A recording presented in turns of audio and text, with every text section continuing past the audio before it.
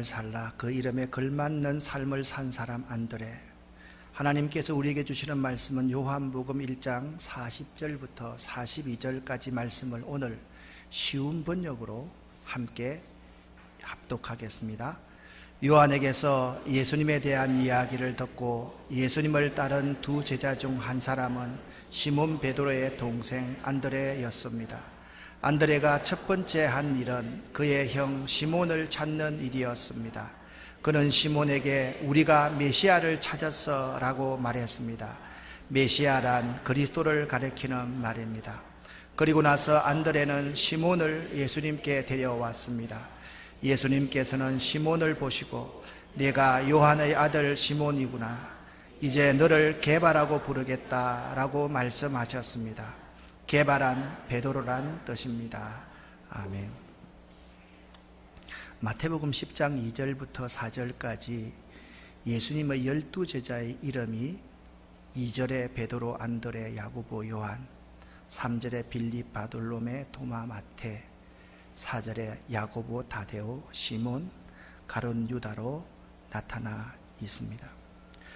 우리들은 예수님의 제자를 볼 때 유명인을 중심으로 또한 부정적인 인물을 중심으로 예수의 제자를 살필 때가 참 많습니다. 교회 이전 3주년을 맞이해서 우리가 어떤 제자가 되어야 할까? 오늘은 여러분과 함께 안드레라는 사람, 이 안드레라는 제자를 살펴보고자 합니다. 안드레는 베드로의 동생이었습니다. 베드로가 베드로 되는데 공헌을 한 명의 인물이었습니다. 안드레라는 이름의 뜻은 남자답다라는 뜻입니다. 안드레는 그 이름에 걸맞는 남자다운 삶을 살았습니다. 요한복음 1장 30절 주변에서 쭉 보면 세례 요한이 어떻게 예수님을 만나는가, 그리고 세례 요한에게 두 제자가 있었는데 두 제자는 누구인가에 대해서 설명을 하면서 안드레라는 인물이 등장을 합니다. 예수님을 만난 이튿날 요한이 예수께서 자기에게 나오심을 보고 눈이 열렸습니다. 이분은 세상 죄를 지고 가는 하나님의 어린 양이로구나. 내가 이전에 나도 모르게 성경 말씀을 예언했는데 이분은 나보다 훨씬 더 많은 능력을 가지고 계신 분인데 나는 그분의 신발끈을 푸는 노예 가운데 제일 낮은 노예에 불과하구나. 그분을 바라봤을 때 그분의 얼굴에 영광의 강체가 비치고 하늘 위에서 성령이 비둘기같이 임함을 보고 그는 깨닫습니다. 34절 말씀입니다. 함께 읽습니다. 내가 보고 그가 하나님의 아들이심을 증언하였노라 하니라. 아멘. 세례 요한은 그분이 하나님의 아들 그리스도임을 고백하게 됩니다. 이 세례 요한에게는 두 제자가 있었습니다. 또 이튿날 세례 요한이 자기 제자 중 두 사람과 함께 서 있는데 셋이서 서 있는 거죠. 예수께서 그니심을 보고 세례 요한이 두 제자에게 교육을 합니다. 보라, 저분은 하나님의 어린 양이다.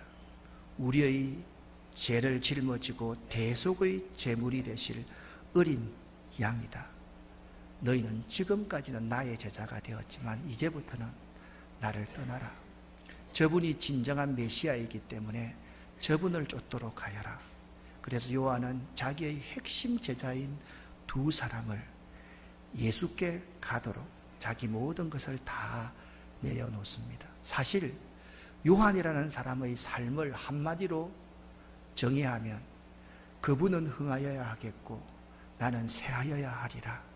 예수는 흥하고 나는 쇠하는 삶을 사는 사람이 세례 요한이었습니다. 요한의 두 제자가 예수님을 따라갑니다. 쭈삐쭈삐 따라가지요. 예수님께서 뒤돌아보시면서 말씀을 합니다. 무엇을 구하느냐? 당황하면서 랍비여 어디 사십니까? 예수님께서 말합니다. 와서 보라. Come and see. 와서 보라. 그들이 예수님을 따라갑니다. 가서 계신 데를 보니까 머리 둘 곳이 없는 정말 허술한 곳입니다. 그런데 있잖아요, 그곳에 영광이 있는 거예요. 그곳에 능력이 있는 거예요. 그곳에 하나님의 성령의 역사가 있는 거예요. 요한의 두 제자는 그때 예수의 제자가 되기로 작정합니다. 39절 말씀입니다. 함께 읽습니다. 예수께서 이르시되 와서 보라. 그러므로 그들이 가서 계신 데를 보고 그날 함께 거하니 때가 10시쯤 되었더라. 아멘. 그날 함께 거하는 그 시간부터 두 제자는 예수의 제자가 되었습니다. 그러니까 우리 아름다운 교회 3년 전에 이렇게 교회를 새롭게 옮겨서 처음 등록한 사람, 제일 먼저 등록한 사람, 제일 먼저 예수의 제자가 된 사람이 그 2명의 제자였던 것입니다. 오늘 요한복음 1장 40절에서는 그 두 제자 중에 한 명의 이름을 밝히고 있습니다. 40절 말씀 함께 읽습니다. 세례 요한의 말을 듣고 예수를 따르는 두 사람 중에 하나는 시몬 베드로의 형제 안드레라. 아멘. 이 이름 없는 두 제자 중 한 사람의 이름이 안드레였는데, 이 안드레는 죽을 때까지 자기 이름을 자랑하지 않습니다. 그냥 시몬 베드로의 동생이었다, 시몬 베드로의 형제였다, 그렇게 그를 묘사하고 있습니다. 그럼에도 그는 한 번도 불평해 본 적이 없습니다. 그러면 요한복음 1장을 이렇게 한번 정리를 해봅니다. 안드레는 세례 요한의 제자였습니다. 안드레는 세례 요한의 말에 잘 순종했던 맨 처음 세례 요한의 제자였습니다. 안드레는 그 이후에 스승의 말에 순종해서 예수를 따르는 자가 되었습니다.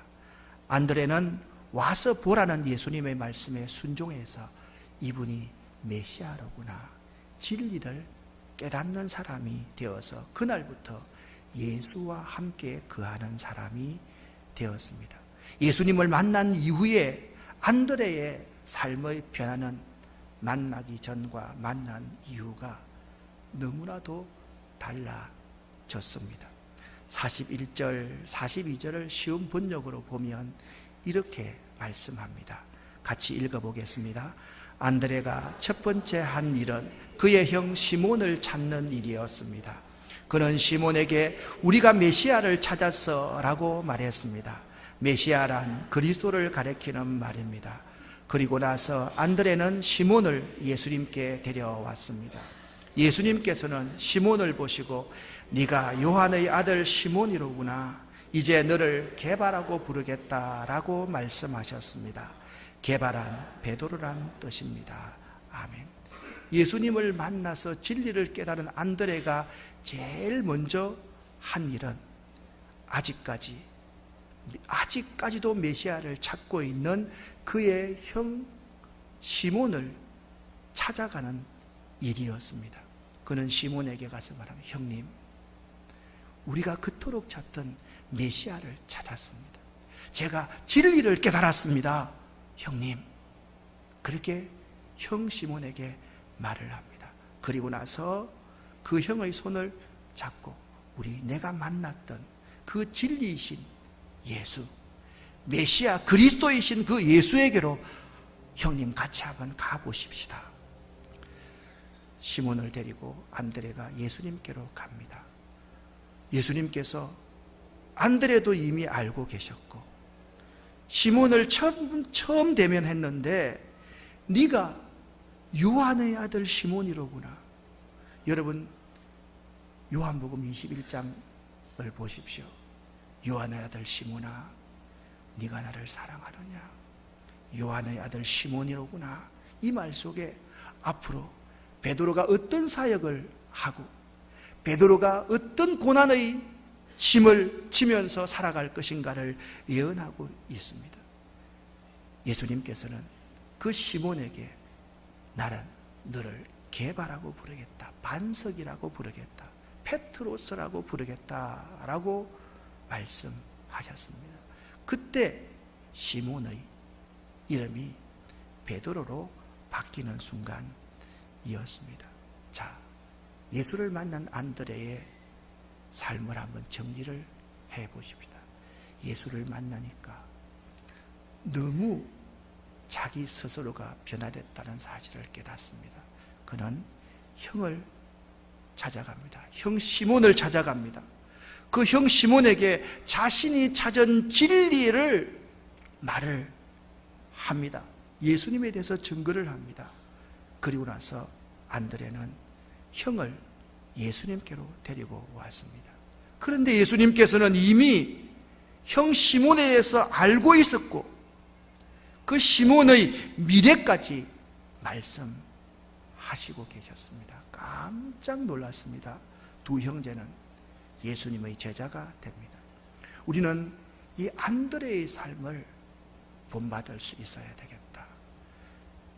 교회 창립 3주년을 맞이해서 도대체 우리가 생각해야 될 다른 것이 우리 교회가 앞으로 이렇게 발전되었으면 좋겠습니다. 성장했으면 좋겠습니다. 많은 일을 했으면 좋겠습니다. 이러한 좋은 축하의 파티를 하고 싶습니다가 아니라 안드레의 삶이 무엇인지를 깨달을 수 있으면 참 좋겠습니다. 안드레는 이름값을 하는 사람이었습니다.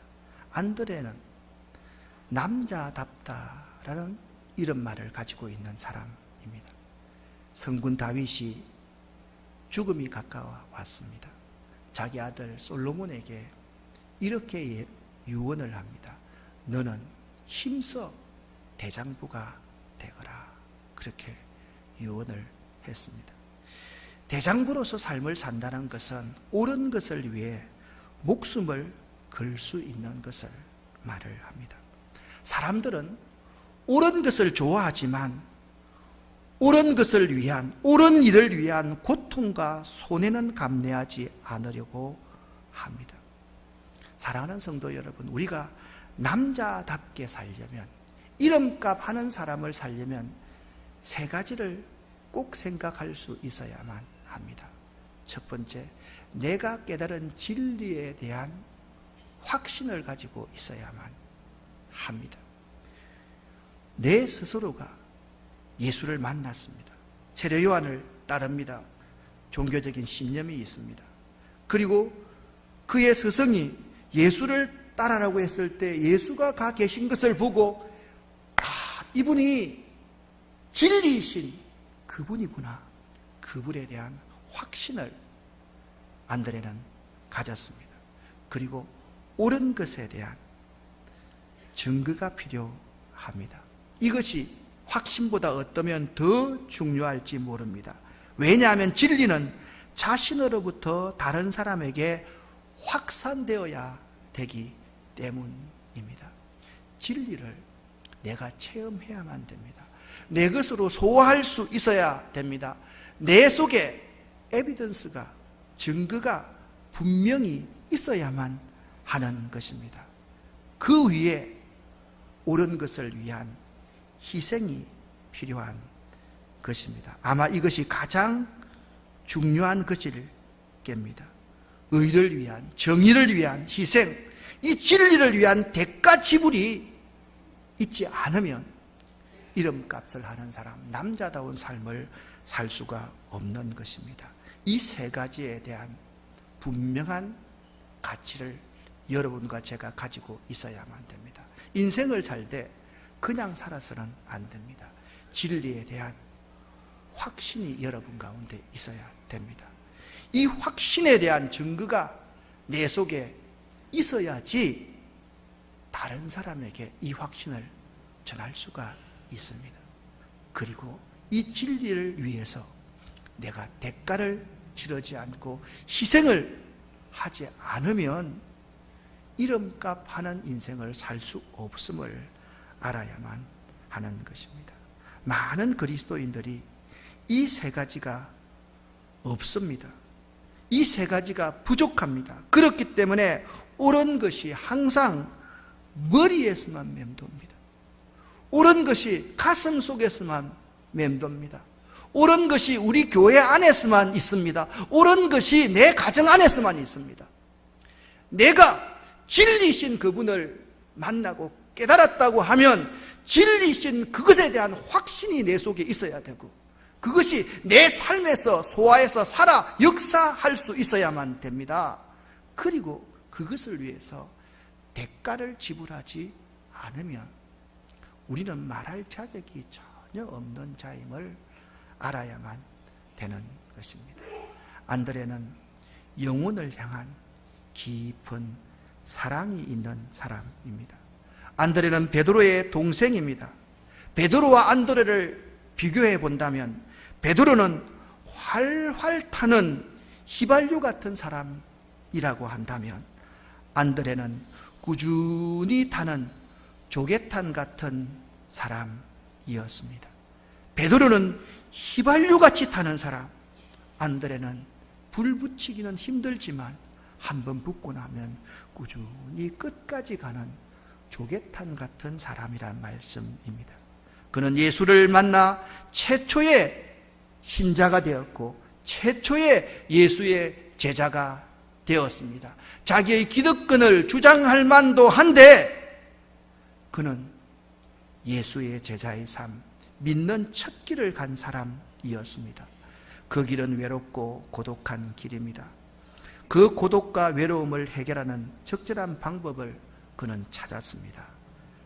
예수를 전하는 것이었습니다. 그래서 안드레는 예수님을 만나고 형 시몬을 찾아 전도함으로써 가족 전도의 효시와 모델이 되었습니다. 요한복음 1장 41절에 이렇게 말씀합니다. 함께 읽겠습니다. 그가 먼저 자기 형제 시몬을 찾아 말하되 아멘. 그가 먼저 자기 형제 시몬을 찾아 말하되, 가족 전도는 무엇보다 먼저 해야 될 가장 중요한 사역입니다. 그런데 가족 전도가 쉽지 않습니다. 왜냐하면 나 삶을, 내 생활을 내 남편이 다 알고 있고, 내 생활을 내 아내가 다 알고 있고, 내 생활을 내 자식들이 다 알고 있기 때문에 그 전도는 결코 쉬운 일이 아닌 것입니다. 그럼에도 불구하고 안드레는 진리에 대한 확신이 있었고 진리에 대한 분명한 증거가 있었기 때문에 형 시몬을 찾아서 자기가 받은 그 진리에 대해서 전하기 시작했던 것입니다. 베드로를 통해서 이루어진 전도의 열매의 상당한 공은 안드레의 몫이었습니다. 베드로는 한 번 설교하니까 3,000명이 회개하고 돌아오는 역사가 일어났습니다. 그 3,000명이 회개하고 돌아올 수 있는 역사를 만들었던 사람이 누구냐? 안드레였다는 사실을 기억할 수 있어야만 합니다. 스코틀랜드 셀콕에서 일주일 동안 한 교회에 전도 부흥 집회가 있었습니다. 하루, 이틀, 사흘, 나흘, 닷새, 엿새가 될 동안에 한 명의 회심자도 생기지 않았습니다. 사람들이 의아해하기 시작합니다. 그런데 마지막 날 한 명의 소년이 헌신했는데, 아이고, 어린애 하나가 헌신했어. 이번 전도 부흥의 실패야. 라고 그 어린애 하나에 사람들은 아무런 관심도 갖지 않았습니다. 그런데 이 어린애가 누구로 성장한 줄 아십니까? 아프리카 선교의 아버지 리빙스톤 경이었습니다. 그렇습니다. 한 사람, 그 한 사람에 관심할 수 있는 것이 안드레 정신입니다. 우리 아름다운 교회가 안드레 정신, 안드레 태도가 있는 교회가 되기를 예수 이름으로 간절히 축복합니다. 여러분 한 사람 한 사람이 이 안드레 정신을 가질 수 있는 3주년이 된다고 한다면 우리가 3주년 기념 예배를 드리는 충분한 의미가 있다라는 생각이 들기 때문에 그렇습니다. 한 영혼 진리를 만나면 그 진리에 대한 확신을 가지고 그 진리에 대한 분명한 증거가 우리 속에 있고, 그리고 그 진리를 위해서 여러분과 제가 대가를 지불하고 십자가를 질 수 있는 마음의 자세를 갖는다고 하면 이것이 가장 중요한 기념예배가 아니겠습니까? 옆 사람과 한번 인사합시다. 안드레 정신을 가집시다. 한 번 더, 안드레 정신을 가집시다. 안드레 정신, 안드레 태도를 가질 수 있는 우리들이 될 수 있어야만 합니다. 안드레는 자기를 드러내는 삶을 살기를 원치 않았습니다. 안드레는 진리를 자기 삶에서 드러내는 데 관심한 사람이었습니다. 안드레가 있잖아요. 예수님의 제일 첫 번째 신자, 첫 번째 제자가 되었다라고 말씀드렸지 않습니까? 예수님께서 마태복음 11장 29절에 이런 말씀을 하셨습니다. 나는 마음이 온유하고 겸손하니 나의 멍에를 메고 내게 배우라. 그렇게 예수님께서 말씀하셨습니다. 이 말씀을 쉽게 풀이하면 나 예수는 마음이 온유하고 겸손한 자이다. 너희가 나처럼 온유한 마음과 겸손한 마음을 가지고 나의 제자가 되거라. 그 말씀이 예수님의 당부이셨습니다. 안드레는 이 예수님의 당부를 그대로 삶에서 실천하는 사람, 실천하려고 노력했던 사람 가운데 하나였습니다. 그는 연설을 못해서 많은 사람에게 멋있는 모습은 보이지 못했지만, 한 번에 3,000명을 회개시키는 명설교가는 아니었지만, 자기에게 한 사람이 주어지면 그 한 사람의 영혼과 그 마음을 매우 중시했던 사람이었습니다. 이런 사람이 필요하지 않겠습니까? 나에게 가난하고 불쌍하고 보잘것없다고 생각하는 한 사람이 주어질 때 그 한 사람에게 관심하고 그 한 사람에게 내 목숨을 다 쏟아낼 수 있는 안드레 정신, 이 정신이 우리에게 필요한 것입니다. 교회에 나와서 나를 드러내고 내가 뭔가 이 교회에서 힘이 있는 것을 나타내려고 하는 것보다 나를 통하여서 진리이신 예수 그리스도가 내 삶을 통해서 드러내는 데 관심하는 사람, 그런 사람이 여러분과 제가 될 수 있기를 예수 이름으로 간절히 부탁을 드립니다. 특별히 제가 그런 정신을 소유할 수 있는 사람이 되도록 여러분이 도와주시고 여러분이 기도해 주셔야만 됩니다. 제가 연약합니다. 제가 부족합니다. 제가 죄가 많습니다. 그래서 자꾸 나를 드러내고 싶고 나를 자랑하고 싶고 내가 이 교회의 주인 행세를 하고픈 마음이 내 속에 있습니다. 그런데 안드레처럼 진심으로 진리이신 예수 그리스도를 만나고서 그 예수 안에서 예수의 참된 가치를 발견하게 된다면 온유하고 겸손한 예수님의 삶을 실천하려고 최선을 다하는 안드레와 같은 삶을 살 수 있기 때문입니다.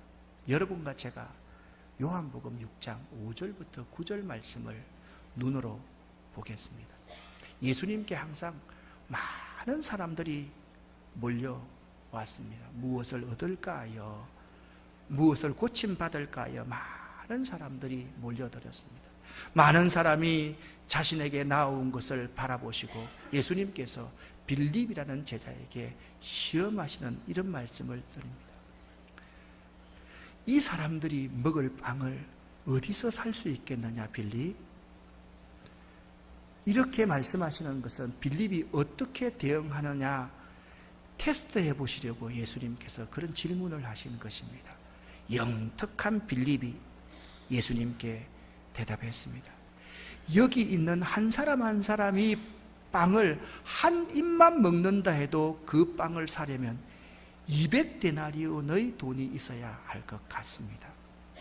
그때, 바로 그때 짠 하고 나타난 사람이 누구냐? 예수님의 제자 중 한 사람인 시몬 베드로의 동생 안드레가 나타났습니다. 안드레가 예수님께 이렇게 말합니다. 랍비여, 여기 사내 아이 하나가 가져온 도시락 하나가 있습니다. 하지만 이것 가지고 내가 무엇을 할 수 있겠습니까?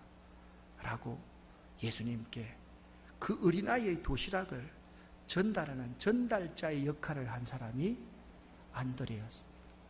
오병이어의 기적이 일어날 수 있게 만들었던 기적의 촉발자가 안드레였던 것입니다.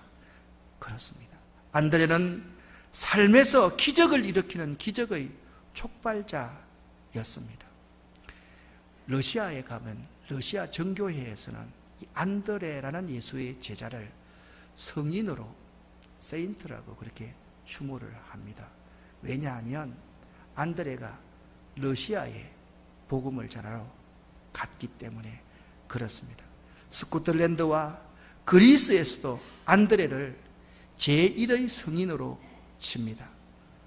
그 정도로 우리는 예수의 제자 안드레에 대해서 별 관심이 없지만 베드로, 가룟 유다, 야고보와 요한 이런 자들에게 관심이 있지만 실제로 이 안드레는 모든 사람이 축복을 받을 수 있게끔 중간 역할을 하는 사람, 자기를 죽고 예수를 살게 하는 사람, 나는 사라지고 예수가 흥하게 하는 자기의 스승이신 세례 요한의 정신을 가장 잘 담고 있었던 사람이 안드레였음을 알 수가 있는 것입니다. 안드레는 계속해서 복음을 전합니다. 파트라 영주의 부인에게 복음을 전합니다. 그 여인이 안드레의 전도를 받고 예수 그리스도 앞에 무릎을 꿇고 예수 그리스도를 영접합니다. 영주가 자기 부인이 예수 믿는 것을 보고 머리끝까지 화가 치밀어 올랐습니다. 안드레 저놈을 당장 사형을 시켜버려라. 십자가 처형을 당하게 되었습니다. 십자가에서 안드레는 이렇게 영주에게 외칩니다. 죽는 모습이라도 주님과 같이 한 길을 원합니다. 주님은 바로 매달려 죽었는데 나는 그냥 옆으로 이렇게 매달려 죽기를 원합니다.